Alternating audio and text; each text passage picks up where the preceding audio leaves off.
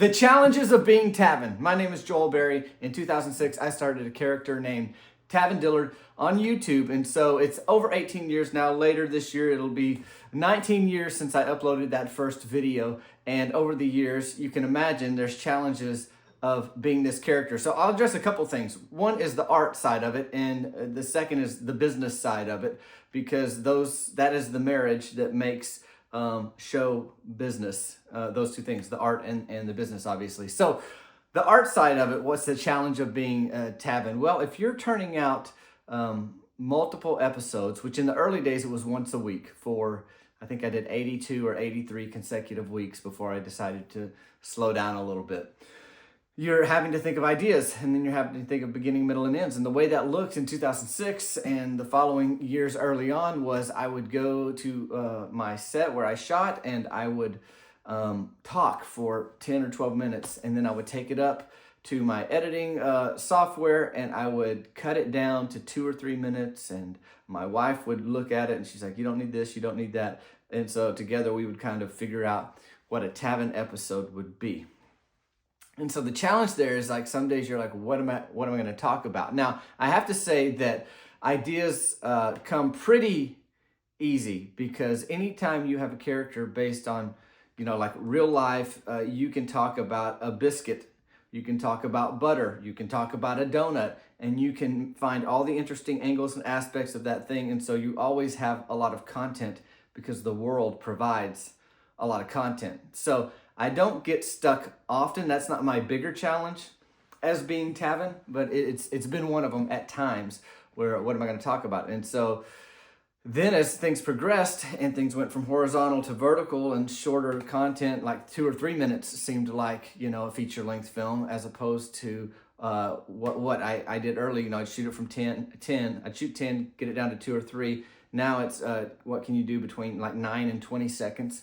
Sometimes 45 seconds up to that, or a little more, depending on what the content is.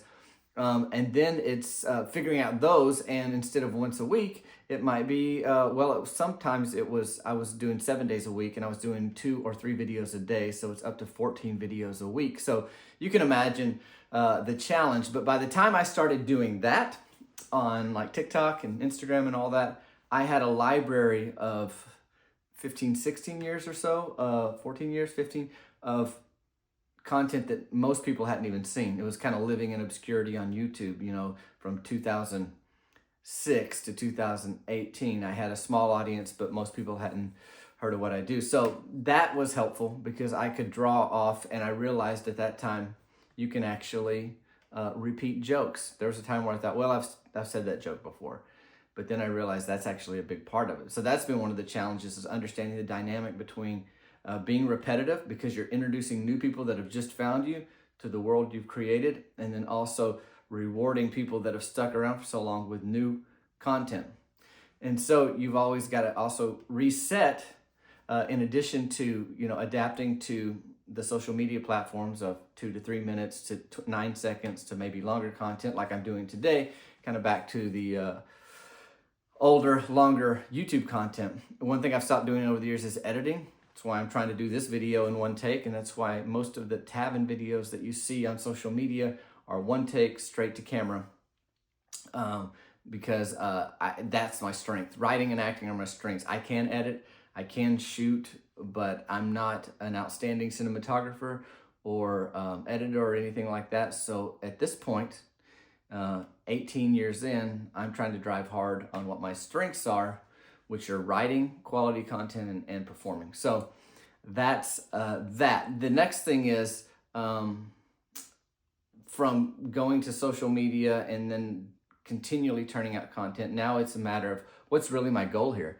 Because now this company says they want to work with me, and that company, and if you've gained any amount of followers, a significant amount on a social media platform, brands want to work with you, but a lot of them don't really know what you do. They just see your numbers. That's why if a Japanese eyelash company wants to work with Tavin because they love my videos, I wonder if they've ever watched Tavin videos, because I'm not sure how he's going to sell that, right? But anyways, you get all those. So then you have to think, what am I here for? Am I here just to make money? Because I can just say yes to every brand and be a constant commercial. But I realized I really want to bring refreshing, funny content to people and help them laugh, and also just bring refreshment in the middle of life and mundane or difficult times.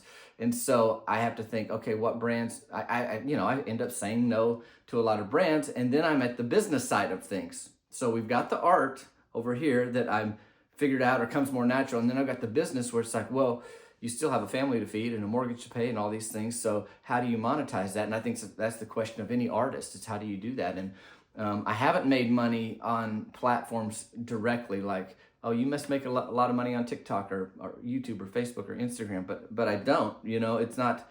I think I just got my tax stuff from 2024 for Meta, and it was a little over $1,000 for a whole year.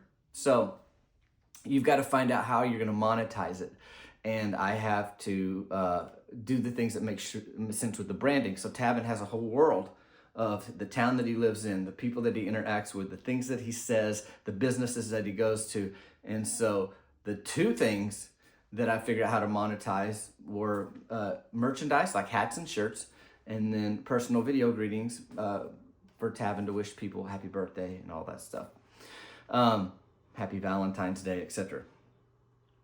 So those are the two big things. But when people have bought those, as a businessman, I'm like, well, if you've got your Tavin shirt and you've gotten your personal greeting, how do you monetize it? And so these are the challenges. So that's the whole point of this video. Is what are the challenges of Tavin? Well, creatively, it is a little bit. And then figuring out the different social media platforms and the links that work is another one. And then the big side is the business side. How do you monetize?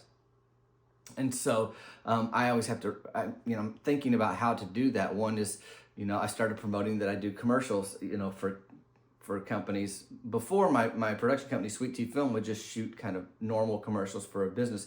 But now, because of Tavin, it's merged in, my production company is merged in with Tavin, in the sense that if companies want me to work with them, they want Tavin to be in the commercial. So, and those commercials are vertical instead of horizontal like old school commercials, and they're straight to camera and typically no editing.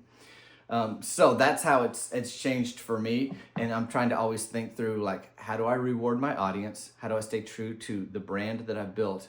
And then how do I generate income? And so that's the big challenge. I think that's a challenge for a lot of artists. It's like, well, people say, I don't want to sell out. Like, all these companies come, and now you're saying, you got to drink this energy drink, or buy this thing, or buy that thing, and they're not maybe brands you really know much about, but they're paying you, so you'll promote them. And that's not necessarily selling out.